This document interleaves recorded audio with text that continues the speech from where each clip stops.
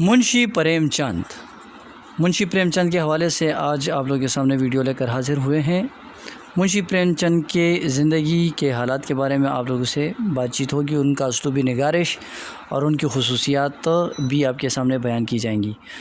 منشی رائے پریم چند 1880 میں ضلع بنارس کے ایک گاؤں پانڈے پور میں پیدا ہوئے۔ ان کے والد کا نام منشی عجائب لال تھا۔ انہوں نے اردو فارسی کی ابتدائی تعلیم اپنے گاؤں کے مکتب سے حاصل کی۔ 7 برس کے تھے کہ والدہ فوت ہو گئیں۔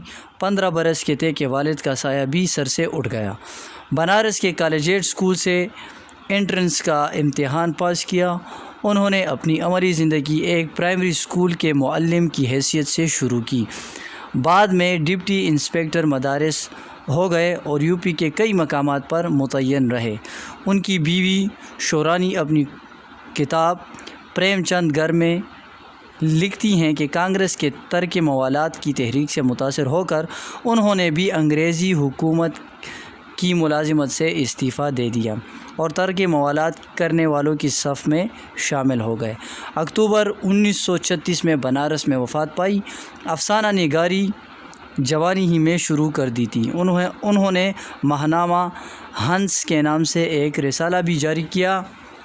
گودان، نرملا، میدان عمل، بازار حسن، بیوہ، چوگان ہستی، سوز وطن، پریم 32، پریم 25، پریم 40، واردات، زاد راہ، نادان، خواب و خیال، روحانی شادی، کربلا، سنگرام، غبن، گوشہ، عافیت، جلوہ ایثار، پریم آشرم ان کی یادگار تصانیف ہیں۔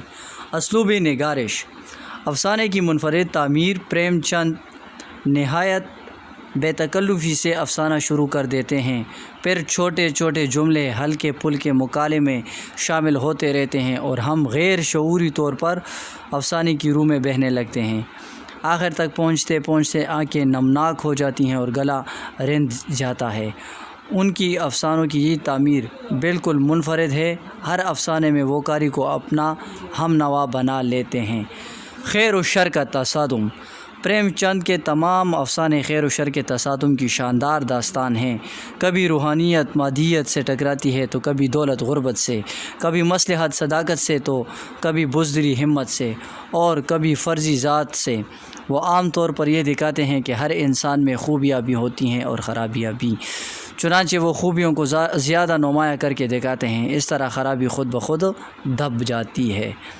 اصلاح کا جذبہ: پریم چند کے افسانوں میں زیادہ تر فرد اور معاشرے کی اصلاح کا جذبہ کارفرما نظر آتا ہے۔ وہ بتاتے ہیں کہ غربت ایک دیانتدار شخص کو بددیانت بنا دیتی ہے، مگر اچھے لوگ اپنے ضمیر کی پکار کو سنتے اور راہ راست پر آ جاتے ہیں۔ زیور کا ڈبہ اس کی نہایت عمدہ مثال ہے کہ ہر قدم معاشرتی ارتقاء کی طرف اٹھتا ہے۔ وہ ظلم کو ایک روحانی روگ تصور کرتے ہیں۔ کردار نگاری: ان کے کردار گوشت پوست کے جاندار انسان ہوتے ہیں۔ وہ کٹھ پتلیوں کی طرح نہیں ہوتے بلکہ آہستہ آہستہ ارتقائی منازل طے کرتے ہیں۔ وہ جس مزاج کا آدمی اپنے افسانے میں لاتے ہیں، اس کی ابتدائی طبع کا نقشہ پیش کر دیتے ہیں۔ ان کے افسانوں کے کرداروں میں ہر طبقہ خیال کے لوگ ملتے ہیں۔ پریم چند اپنے کسی کردار کو مافوق الفطرت اور پارسا نہیں دکھاتے بلکہ ہر کردار کے اچھے اور برے دونوں پہلوؤں کو سامنے رکھتے ہیں اور کردار نگاری کا صحیح حق ادا کرتے ہیں۔ دیہاتی زندگی کی عکاسی: پریم چند چونکہ خود گاؤں میں پرورش پائی تھی، اس لیے دیہاتی زندگی کے ایک ایک پہلو سے بخوبی واقف تھے۔ چنانچہ انہوں نے اپنے افسانوں میں دیہاتی زندگی کی بھرپور عکاسی کی ہے۔ گاؤں میں بسنے والے کسانوں اور عام غریب دیہاتوں کی مشکلات اور مسائل کو موضوع بحث بنایا ہے۔ کسانوں کی زبوحالی، زمینداروں، سرمایہ داروں اور پولیس والوں کا ظلم و ستم بیان کیا ہے۔ وہ دیہاتی زندگی کا ایک ایسا سچا اور عمدہ نقشہ کھینچتے ہیں کہ بقول علی عباس حسینی ان کے افسانوں سے گوبر کی بو آتی ہے۔ خاص طور پر دیہاتی ہندوؤں کی تصویریں ان کے افسانوں میں نظر آتی ہیں۔ ہندو معاشرے کی ترجمانی: پریم چند کو گاندھی جی سے گہری عقیدت تھی۔ اگرچہ پریم چند نے ایسے افسانے بھی لکھے ہیں جن کے کردار مسلمان ہیں، مگر بنیادی طور پر وہ ہندو تاریخ، ہندو قوم اور ہندو روایات پر روشنی ڈالتے ہیں۔ انہوں نے قدیم ہندو راجپوتوں کی بہادری کے کارناموں کا ذکر بڑے دلچسپ انداز میں کیا ہے۔ آزادی کی تڑپ۔ پریم چند انگریز سامراج کو بہت ناپسند کرتے تھے اور آزادی کے پرستار تھے۔ اسی جذبے نے انہیں افسانے لکھنے پر اکسایا۔ ان کے افسانوں میں اہل ہند کی اقتصادی بدحالی، سیاسی، سماجی اور تہذیبی مغلوبیت کا ذکر ہے۔ ان کے افسانوں کا پہلا مجموعہ سوز وطن 1909 میں شائع ہوا۔ اس کی ایک ایک سطر سے آزادی اور وطن پرستی کا جذبہ چھلکا پڑتا ہے۔ ان کے افسانے پڑھ کر مبالغہ کاری کے دل میں آزادی کی تڑپ پیدا ہوتی ہے۔ افسانہ نویسی کا فن۔ ان کا کوئی صفحہ لاپرواہی سے لکھا ہوا نہیں معلوم ہوتا۔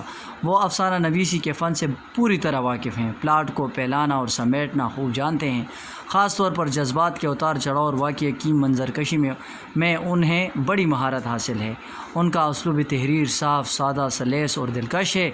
معمولی پڑھا لکھا آدمی بھی ان کے افسانوں سے پوری طرح لطف اندوز ہو سکتا ہے۔ موضوع اور اسلوب کے اعتبار سے ان کے افسانوں میں حیرتناک تنوع ہے۔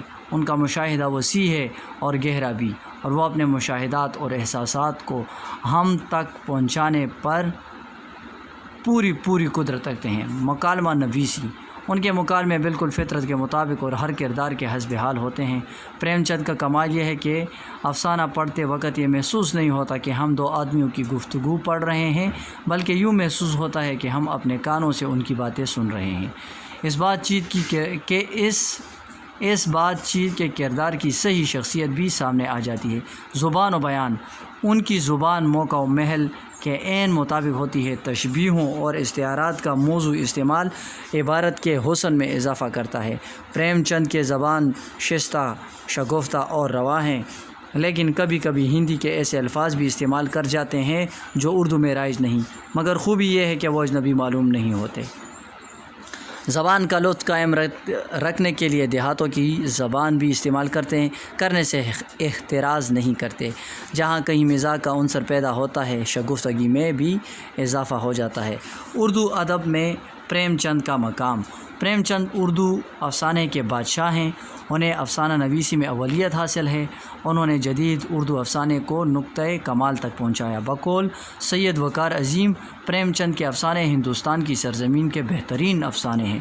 پریم چند کے بارے میں پنڈت کشن پرساد کول کی یہ رائے بڑی اہمیت رکھتی ہے۔ پریم چند کی فنکاری کا کمال یہ ہے کہ وہ وارداتوں اور حادثاتوں کو اس طرح ترتیب دیتے ہیں یا افراد اور کرداروں کو اس طرح سامنے لاتے ہیں، ان کا طرز بیان ایسا پرمعنی ہوتا ہے کہ واردات اور کردار دل پر نقش ہو جاتے ہیں، اور جن باتوں کو سن کر ہم اب تک ٹال دیا کرتے تھے گویا دل میں جگہ لے لیتی ہیں، کہیں نہ کہیں چپک کر رہ جاتی ہیں۔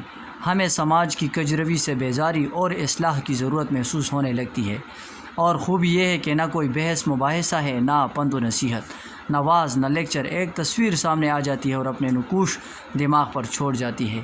کہیں کہیں ہلکا طنز ہے، کچھ استہزاء ہے، بعض ایسی چٹکیاں کہ جن کا پورا احساس بھی نہیں ہوتا، لیکن وہ کام آ جاتی ہیں اور اپنا اثر چھوڑ جاتی ہیں۔ یہی فنکار کا کمال ہے۔ غرض یہ فتویٰ صادر کرنا بیجا نہ ہوگا کہ 70-80 سال گزرنے کے باوجود افسانے کی بنیاد پریم چند کا مد مقابل پیدا نہیں ہوا۔ وہ افسانہ نویسی کو اتنی بلندی پر لے گئے ہیں کہ وہاں تک پہنچنے کے بارے میں سوچا بھی نہیں جا سکتا۔ بہت شکریہ۔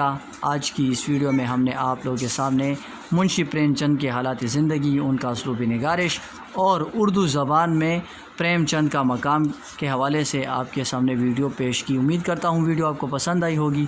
چینل کو سبسکرائب کریں اور کمنٹ سیکشن میں آپ اپنے آراء سے ہمیں ضرور آگاہ کریں۔ اس طرح سے ہمارا حوصلہ بڑھتا ہے اور اسی طرح کی مزید ویڈیوز آپ کے سامنے لے کر آتے ہیں۔ بہت شکریہ۔ السلام علیکم ورحمۃ اللہ وبرکاتہ۔